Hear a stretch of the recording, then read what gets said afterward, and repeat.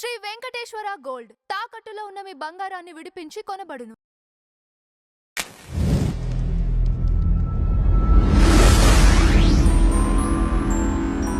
ఇప్పుడు అసలు ఈ మత మార్పిడులు ఇప్పుడు ఆల్రెడీ చెప్పేదాకా ఉన్నారండి. ఇప్పుడు కొట్టే స్థితిలోకి వచ్చారు. ఆల్రెడీ తిరగబడి కొడుతున్నారు. ఇప్పుడు రాళ్ళేస్తున్నారు, కొడుతున్నారు. నెక్స్ట్ ఇంక వేరే లెవెల్లో వెళ్ళుద్ది. అయినా మారట్ల వాళ్ళు. ఓకే, ఏం రావాలంటారు రెండు తెలుగు రాష్ట్రాల్లో? మిగతా వదిలిపెడదాం, మన రెండు తెలుగు రాష్ట్రాల్లో ఏం రావాలి? మన రెండు తెలుగు రాష్ట్రాల్లో అయితే ముందు హిందువుల్లో ఐక్యత రావాలండి. వచ్చింది, అందుకనే వాళ్ళు అంటే ఇప్పుడు మీరు కొన్ని సర్క్యులేట్ అవుతున్నాయి, మీరు చూసి అవునవునవును వస్తుంటాయి, వాట్సాప్ లో కూడా వస్తుంటాయి. విలేజ్లో ఇప్పుడు ఇంతకు ముందులా లేదండి. విలేజ్ లో ఇమ్మీడియట్ గా వాళ్ళు ఆ ఎంటర్ కాగానే కొడుతున్నారు. ఇంత ముందు దాకా చెప్పేవాళ్ళు పోలీసులు కంప్లైంట్ ఇద్దామని, ఇప్పుడు రివర్స్ అయ్యి కొడుతున్నారు. అంటే వీళ్ళు చెప్పినా కానీ మారని, ఇంకా నెక్స్ట్ లెవెల్కి వెళ్ళేటట్టు వాళ్ళే తెచ్చుకుంటున్నారు. కానీ దీనికి ఒక చట్టం క్రియేట్ కావడాలి, వాళ్ళకు ఒక భయం క్రియేట్ కావాలి. లేకపోతే ఇది ఇంకా వస్తానే ఉంటారు కదా. మరి దీని మీద ఎలా మారితే బాగుంటది అంటారు? అంటే దీనికి వాళ్ళు ఏం చెప్తున్నారంటే, మాకు రాజ్యాంగమే ఈ స్వేచ్ఛ ఇచ్చింది ఫలానా ఆర్టికల్లో అని చెప్పి అంటున్నారు.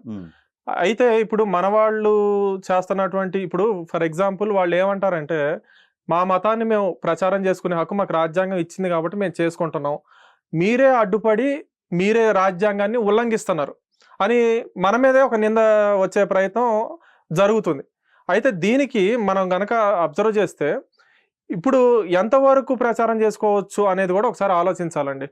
ఇప్పుడు ఫర్ ఎగ్జాంపుల్ అంబేద్కర్ గారు ఉన్నారు. వారు చనిపోయే కొద్ది కాలం ముందు బౌద్ధ మతాన్ని తీసుకొని, అంటే వారి స్వేచ్ఛ వారు ఉపయోగించుకున్నారు. ఇప్పుడు మన హిందువులు మనం ఏం చేయాలంటే, మన ధర్మాన్ని కూడా మనం ప్రచారం చేసుకోవాలి. ఇప్పుడు ఈ కొట్టుకోవటం తన్నుకోవటం అనే దానికైతే నేను సమర్థించనండి వ్యక్తిగతంగా. అవును, కానీ వీళ్ళు చేసే యాక్టివిటీకి ఆ విధంగా జరుగుతుంది. ఇప్పుడు విలేజ్ లో మీరు మనకు సర్క్యులేట్ అవుతున్నాయి ప్రతిరోజు ఒకటి చూస్తున్నామండి. ఏదో ఒక విలేజ్ లో లేకపోతే ఏదో ఒక మండలంలో, జిల్లాలోనే ఎక్కడో గట్ట జరుగుతూనే ఉన్నాయి. మీరు గమనించినట్టయితే ఇప్పుడు సోషల్ మీడియా వచ్చిన తర్వాత చిన్న క్లిప్ కూడా వైరల్ అవుతుంది. అవునండి, వాళ్ళు వ్యాన్లు వేసుకొని రావటం, వీళ్ళు అద్దాలు బాగా కొట్టడం, కొంతమందిని అయితే తలకాయ పగలు కొట్టారు రీసెంట్ యాక్టివిటీస్ లో. ఎందుకు అలా చేసుకుంటున్నారు? వాళ్ళు మారరండి ఇంకా. ఎందుకంటే ఒక మూర్ఖత్వంలోకి వెళ్ళిన వ్యక్తి మారడు ఇంకా. ఎందుకంటే అతను ఆ విధంగా ప్రేరేపించిన వ్యక్తులు బ్యాక్ లో ఉండి నడిపిస్తూ ఉంటారు. వీడు మారడు. మారాలంటే ఏదో ఒక చట్టాలు క్రియేట్ కావాలి, అప్పుడు అందరూ బాగుంటారు. ఇప్పుడు ఒకళ్ళ బార్డర్ లోకి ఇంకొకరు రాకూడదుగా అనేదే కదా రూల్స్ పెట్టుకుంటాం. అలాగనే వీళ్ళు కూడా వాళ్ళ మతానికి సంబంధించి వాళ్ళు హ్యాపీగా బతకొచ్చు కదా. ఎందుకు ఇటు వచ్చి ఇన్ఫ్లుయెన్స్ చేస్తున్నారు? అంటే వాళ్ళు అనేది ఏంటంటే, మా గ్రంథంలోనే ఉంది ఇట్లా సర్వ సృష్టికి వెళ్ళి సువార్తను ప్రకటించమని చెప్పి. ఇక్కడ కూడా వీళ్ళు కూడా అదే చేస్తే చెయ్యాలి. నేను అనేది అదే, వీళ్ళు అదే. ఇప్పుడు వాళ్ళని అడ్డుకోకుండా వీళ్ళు కూడా ఒక 5గురు 6గురు ప్రతి విలేజ్ లో ఇలా యాక్టివిటీ చేస్తే ఇంకేముందండి. అంటే ఎలాంటి యాక్టివిటీ అంటారు? ప్రచారమా? అంతే కదా. వాళ్ళు చేస్తున్నట్టే హిందువులు చేశారు అనుకోండి ప్రతి విలేజ్ లో. వాళ్ళు ఏమంటున్నారు? దానికి చేసుకోండి అంటున్నారా? అడ్డుపడతారు. ఓకే, ఎవరైనా అడ్డుపడతారు. వీళ్ళు చేయలే ఇప్పటి వరకు. అది చేస్తే ఏమవుద్ది? గొడవలు జరుగుతాయి. ఓకే, కానీ దీన్ని కట్టడి చేయాలి కదా. అవునా కదా? అవును. ఏదేమైనా ఒకటి అంజి గారు, ఇక్కడ ఫస్ట్ అయితే ప్రక్షాళన అనేది మన వైపు నుంచి కూడా కొంత జరగాలి. వాస్తవంగా ఏంటంటే గ్రామ వ్యవస్థ అనేది ఇంకా బలోపేతం అవ్వాలి. ఖచ్చితంగా మన ధర్మ ప్రచారం అనేది కూడా మనకి జరగాలి. అప్పుడు ఒకవేళ వచ్చినా అది మనకి ఇంపాక్ట్ జరగదు. ఇప్పుడు ఫర్ ఎగ్జాంపుల్, ఇప్పుడు కొట్టడం అనేది మానవతా కోణంలో చూసినప్పుడు ఖచ్చితంగా తప్పే, నేనైతే వ్యక్తిగతంగా సమర్థించాను. ఇప్పుడు వాళ్ళు ఒకవేళ చెప్పుకొని మనల్ని వాళ్ళ వరకు వాళ్ళు చెప్పుకొని వెళ్ళిపోతే వచ్చే నష్టమే ఉండదు. ఎందుకు? మన గ్రంథాల మీద మనకి ఉంది ఖచ్చితంగా. అసలు చెప్పడం కూడా ఎందుకు అంటున్నా, దానికి వాళ్ళు ఏమంటున్నారంటే రాజ్యాంగం మాకు హక్కు ఇచ్చింది. అప్పుడు ఇది ఎక్కడ మార్పు జరగాలి? రాజ్యాంగంలో మార్పు జరగాలి. ఈ దేశం హిందూ దేశంగా ప్రకటింపబడి ఖచ్చితంగా ఏంటంటే ఈ దేశంలో హిందూ మతం ఒక్కటే ఉండాలి, ఈ ప్రచారాలన్నీ ఆగాలనేది ఒక చట్టం కేంద్ర ప్రభుత్వ స్థాయిలో కనుక వస్తే అప్పుడు ఇట్లాంటివన్నీ కూడా అడ్డుకట్ట వేయడానికి ఒక అవకాశం ఉంటుంది అనమాట. ఇప్పుడు ఒకవేళ దానికి అవకాశం లేదనుకోండి, అప్పుడు మనం ఏం చేయాలంటే, సరే చెప్పుకుంటే చెప్పుకున్నారులే, చెప్పుకొని వెళ్ళిపోతారు అని వదిలేస్తే సరిపోద్ది. ఎందుకు అనంటే, ఇప్పుడు వాళ్ళు కనుక మన దేవుళ్ళని దూషించారనుకోండి, ప్రచారం పేరుతో వచ్చి మన దేవుళ్ళు అట్లా, మన విగ్రహాలు ఇట్లా అంటే అది ఖచ్చితంగా తప్పే. అప్పుడు చట్టపరమైనటువంటి చర్యలు తీసుకోవాలి. లేదు అనుకోండి, అందరికి అంత పేషెన్స్ ఉండదుగా.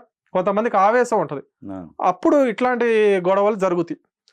దానికి గ్రామ స్థాయిలోనే అక్కడ పెద్దలతో మాట్లాడుకొని మన హిందూ మతం తరపున ఉన్నటువంటి పెద్దలు, ఆ మతానికి సంబంధించినటువంటి పెద్దలు, ఏమండి మీ వాళ్ళు ఇట్లా వచ్చి చేస్తున్నారు, అది తప్పు, మాకు నచ్చట్లేదు, ఎంత చెప్పినా కూడా వినట్లేదు, ఎంత చెప్పినా వినట్లేదు, మేము భౌతికంగా దాడి చేసేదాకా మమ్మల్ని ప్రేరేపిస్తున్నారు, కాబట్టి మీరు దాన్ని విరమింపజేయండి అని చెప్పి ఒక ఒక ఏంటంటే ఒక రిప్రజెంటేషన్ లాగా చేస్తే గ్రామ లెవెల్లో, ఇప్పుడు మనకు అక్కడ దేవాలయాలు ఉన్నాయి కదా, ఆ దేవాలయాల్లో ఉన్నటువంటి పెద్దలతో మాట్లాడుకొని ఒక కమిటీ లాగా పెట్టుకొని ఇట్లాంటివి చేయండి, మాన్పించేయండి అని చెప్పి చేస్తే బాగానే ఉంటది. లేదు అసలు మీరు కొన్ని వీడియోలు చూసినట్టయితే ఈ పేడ నీళ్లు జల్లటాలు వచ్చిన వాళ్ళ మీద ఆ మైకులు తీసుకుని వస్తారు కదా, చాలా సర్క్యులేట్ అవుతున్నాయి. ఏది 2 రోజులు చూసాను, ఏదో ఒకటి జరుగుతుంది. అవునవును, అసలు ఎందుకు అనంతపురంలో కూడా జరిగిందంట కదా, క్యారవాన్ మీద కొట్టారు, రాళ్ళు దాడులు చేసుకున్నారు, ఈ పేడ నీళ్లు కొడుతున్నారు వాళ్ళు రాగానే, కొంతమంది అయితే బొట్లు పెడుతున్నారు వాళ్ళు రాగానే. ఓకే, వీళ్ళు అసలు వాళ్ళు ఎందుకు అది చేస్తున్నారు, వీళ్ళ చేత ఎందుకు చేయించుకుంటున్నారు, ఇది 2 క్లాషెస్ అవడానికి, అవునా కదా? అలాంటప్పుడు ఖచ్చితంగా వాళ్ళు ఎవరైతే ఉన్నారో ఆ ధర్మానికి సంబంధించినటువంటి వ్యక్తులు వాళ్ళు కూడా ముందుకు వచ్చి దీని మీద ఏంటంటే ఒక స్టాండ్ తీసుకోవాలి. ఎందుకంటే మనకు సమాజంలో ఐక్యత అవసరం కదా. ఇప్పుడు అందరూ కలిసి ముందుకెళ్ళినప్పుడే భారతదేశం ముందుకెళ్తుంది. కాబట్టి ఏంటంటే మేము ఇట్లా చెయ్యమండి, ఇంకా మేము మా ధర్మం తరపున మేము ఒకటి, కానీ వాళ్ళు చెప్పేది అట్లా లేదు కదా. వాళ్ళ వర్షన్ వాళ్ళు ఏం చెప్తున్నారు, మాకు సర్వ సృష్టికి వెళ్ళి సువార్తను ప్రకటించండి అని చెప్పి మా గ్రంథంలోనే ఉంది కాబట్టి మేము చెప్తాం అంటున్నారు. దానికి మనం ఎట్లా చెప్పగలం? అది మీరు ఒకసారి ఆలోచించండి. దానికి మామూలుగా ఎలా అయితే బాగుంటుంది అంటారు మీరే? లేదు అసలు ఇప్పుడు క్రిస్టియానిటీ తీసుకుందామండి, ప్రతి దేశంలో ఒక్కొక్క విధానం ఉంటది దానికి. మీరు చూడండి, ఓకే, ఏ దేశంలో ఒక సిస్టమ్ ప్రకారం ఉండదు, అంతే కదా. అవును, అడాప్ట్ చేసుకుంటారు ఆ కల్చర్ ని. అవును, ఒక క్రిస్టియానిటీ మాత్రమే ప్రతి దేశంలో ఆ కల్చర్ని అడాప్ట్ చేసుకొని ఆ కల్చర్ని మళ్ళీ ఇంకో రకంగా వాళ్ళకు అనుగుణంగా మార్చుకొని వీళ్ళు ఎగ్జిస్టింగ్ కొనసాగిస్తూ ఉంటారు. ఒక క్రిస్టియానిటీ మాత్రమే. ఓకే, మళ్ళీ ఇస్లాం ఉండదు, అట్లా అడాప్ట్ చేసుకోదు చాలా వరకు కూడా. అంటే ఒకటండి, డెఫినెట్గా ఏంటంటే ఇప్పుడు వీళ్ళే కాదు, ఇటీవల కాలంలో మీరు చూస్తే ఈ సూడో బుద్ధిస్టులు కొంతమంది తయారయ్యారు. వాళ్ళు కూడా పొద్దున్న లేసిన కాడి నుంచి ఒకటే దాడి, చరిత్రను వక్రీకరిస్తూ ఈ ఆలయం మా బుద్ధుడిదే, అసలు చరిత్ర అంతా మా బుద్ధుడిదే అని వీళ్ళు కూడా తయారయ్యారు. ఈ మధ్య ఒకళ్ళకి ఇద్దరు తయారయ్యారు. కాబట్టి ఎవరైనా సరే, నేను అనేది ఏంటంటే ఏదైనా ఒకటి చెప్పే ముందు దానికి సంబంధించినటువంటి సహాయక ఆధారాలు తీసుకొని రావాలి, వాళ్ళు నిరూపించుకునేటట్టుగా ఉండాలి. ఇప్పుడు కనపడ్డాయని మాయే, చరిత్ర అంతా మాదే అనేది ఎక్కడ చేయకూడదు. ఇప్పుడు వీళ్ళ విషయానికి వస్తే మాత్రం ఖచ్చితంగా తప్పేనండి. అంటే అట్లా బలవంతంగా వచ్చి మీరు వినాల్సిందే మేము చెప్పేది, వినకపోతే మాత్రం మా రాజ్యాంగాన్ని హక్కుని మీరు కాల రాస్తున్నట్టే అని చెప్పి కనుక వాళ్ళు అంటే మాత్రం అది ఖచ్చితంగా తప్పే.